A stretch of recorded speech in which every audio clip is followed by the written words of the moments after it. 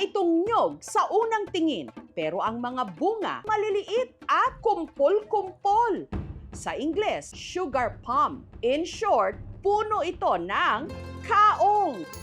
Opo, ang makunat at napakatamis na sahog na kaong sa halo-halo galing sa punong ito. Pero dito sa Kaong Capital of the Philippines, ang bayan ng Indang sa Cavite, kilala ito sa tawag na irok. At hindi lang daw ang minamatamis na kaong ang nakukuha rito, pati na ang napakaasim na sukang irok. Ang magsusukang si Almendras, mag-iisang dekada na itong hanap buhay. Bago mamatay ang aking biyanan, siya kasi ang kauna-unahan dito nagturo sa aking magsukat.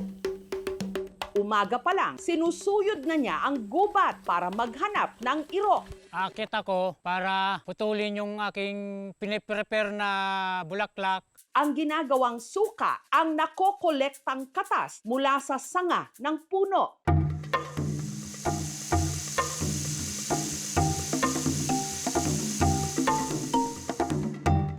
Ito ay magiging brown kapag siya pwede nang pukpukan para tumagas ang tuba. Para mas mabilis na lumabas ang katas, pinupukpok niya ang parteng ito ng puno.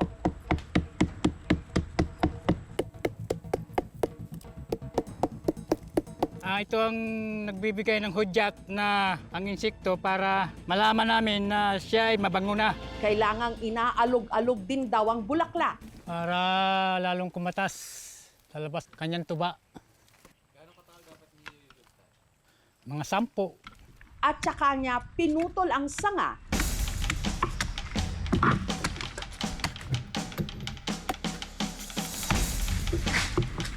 Sa pinagputulan ng sanga, unti-unting lalabas ang katas ng irok o yung tinatawag nilang tuba.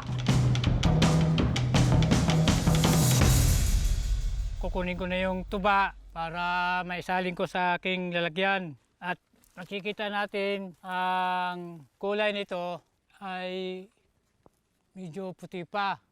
Matamis ang kanito.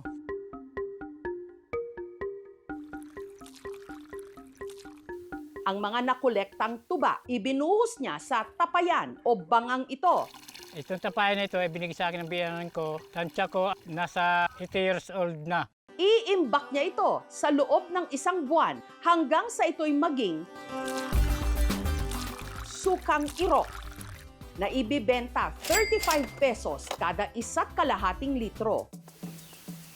Ang lutong adobo ng misis ni Almendras mas lalo raw sumasarap kapag ginamitan ng sukang irok.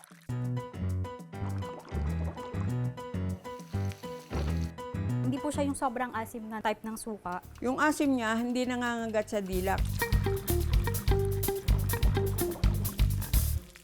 Dito naman sa Bayawan City sa Negros Oriental, ang kanilang suka hinuhukay lang sa lupa. Kaya ang tawag nila rito, linubong. Ibig sabihin, inilibing.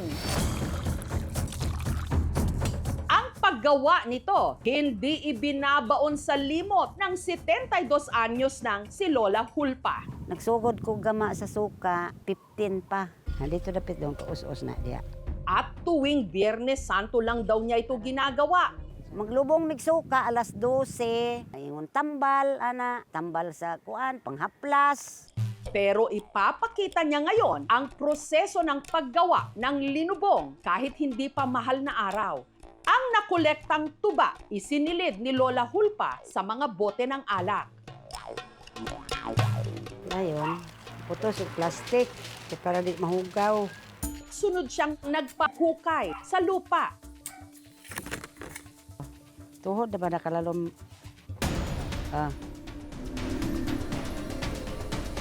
At saka tinabunan ng lupa. Mauna nang pagkuan na mo, lubong. Diri na mo gilubong ang 50 ka botilyang suka sa Birnis Santo, ukayon unya sa usa ka tuig. Kanang suka nga nilubong ma'am, daghan magamitan. Dili ra kay gamitan namo sa among itambal-tambal sa mga bata o magsakit ang ulo. Di magamit namo pod sa amo pong pagkaon. Si Donna, Abanger sa tuwing may hinuhukay na linubong si Lola Hulpa. Medyo nakakaiba siya sa coconut vinegar kasi iba yung level ng pagkaasim niya. Ang nabibili niyang linubong, ginagawa niyang sinamak o yung spiced vinegar ng mga tiga-Visayas. So ito na po yung blended na spices.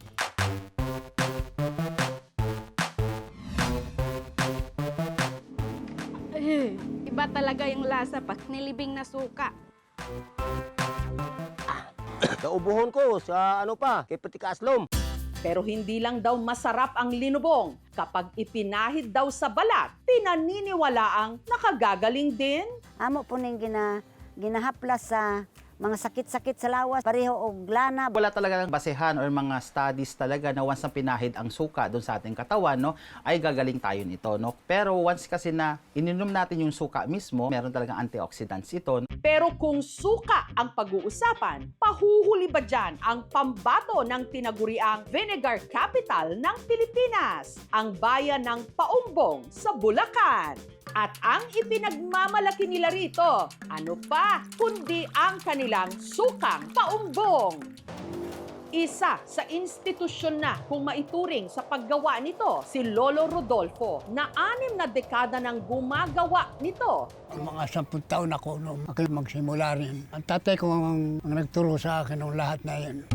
Ang nagpapa-espesyal daw sa kanilang suka ang gamit nilang tuba na hindi nagmula sa nyog o tubo, kundi sa nipa. Bago sila mangolekta ng tuba, ang puno, kailangan daw munang sipa-sipain. Mga 10 sipa yun. Saka hagod ako rin mga ganun para yung katas niya makyat dito. Pagitan 3 araw, sisipain muli yun. Pag abot ng 10 buwan, pwede nang lagutin, putulin. At sasahurin ang katas.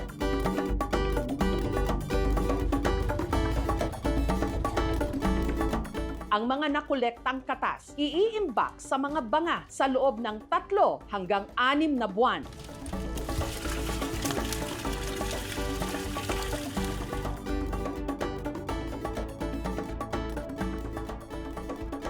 Nanunuot po kasi ang asim ng sukang paumbong.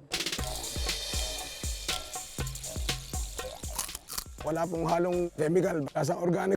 Pero ang pinangangambahan niya, parang nawawala na raw ang asim ng industriya ng pagsusuka sa kanilang lugar. Pakaunti na kasi ng pakaunti ang mga puno ng nipa sa paumbong.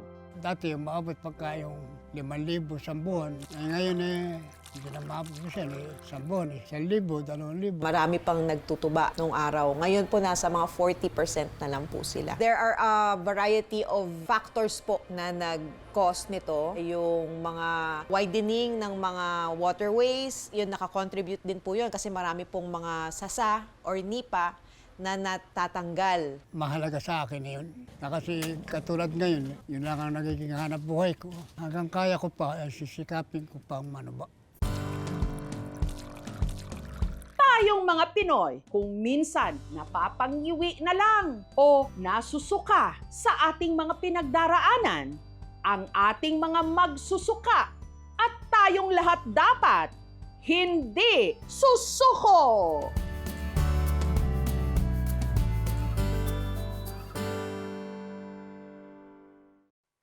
Thank you for watching, mga kapuso. Kung nagustuhan niyo po ang videong ito, subscribe na sa GMA Public Affairs YouTube channel. And don't forget to hit the bell button for our latest updates.